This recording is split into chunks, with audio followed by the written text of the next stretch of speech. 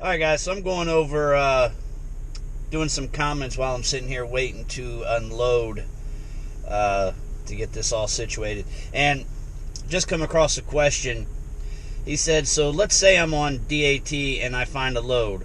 I call a bud, I book the load, what's next? How do I get the paperwork? How do I get paid? I see truckers with paperwork. What's that about? All right, if I understand correctly, you're saying you're just booking the load and then you're booking it for another driver in a van or vehicle or whatever they may be in. So, the first part, at its basics, if all you're doing is that and you're not set up with any kind of tracking apps or any kind of communication, all you're doing is just via phone.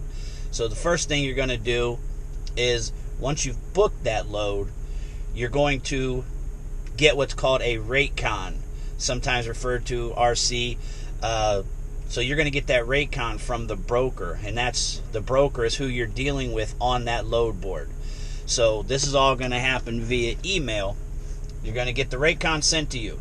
So now once you get that rate con,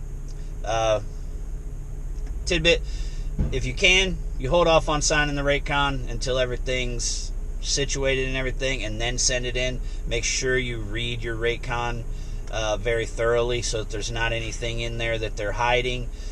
Check the mileage, check any kind of process that they want you to go through. Just check for anything and everything on there. So once you've got that rate con and you signed it, you return it back to the broker through that email.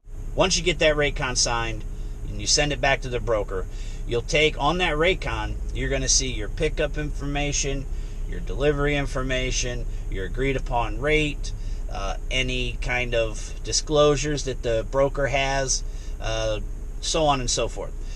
But you have the information for pickup and delivery. You can screenshot that, or you can simply just type that out. Or if you're using any kind of TMS, transportation management system, if you're going to simply send it through a text, you just basically copy the text, send the pickup and delivery information along with the piece count and the dimensions of the piece count and the weight.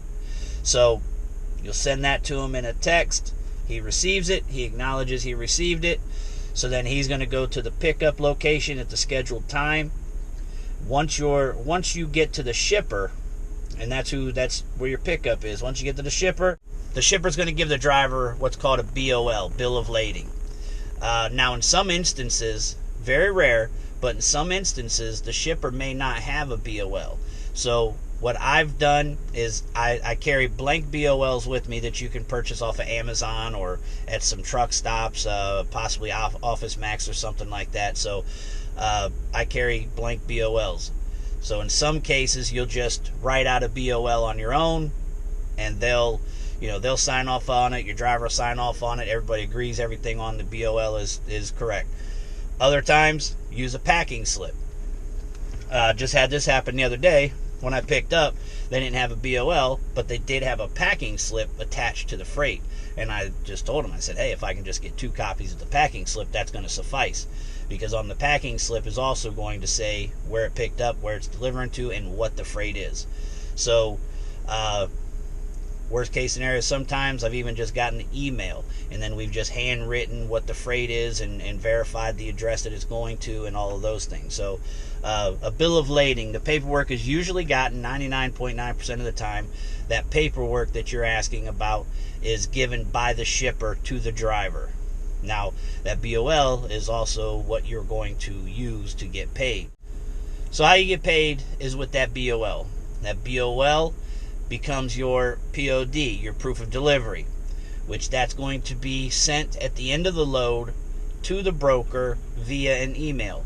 Not the hard copy itself. The hard copy itself you're going to want to keep unless they ask for the hard copy. Then I would suggest take a copy for your own records. So if you're choosing to get paid through the broker and wait for them to pay, you basically, once you've sent that proof of delivery, they usually on the boards are going to, on the load board, it usually tells you how long it usually takes them to pay, so you'll have a general idea, like it might say 33 days, 20 days, 90 days, whatever it may be.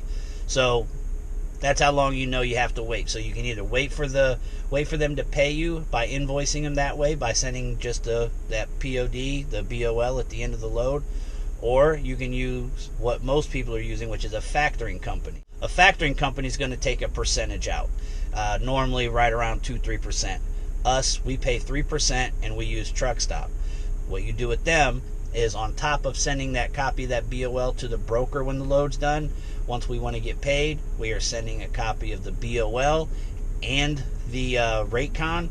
We're sending those two things to the factoring company, and then they pay us within 24 hours unless it's a weekend.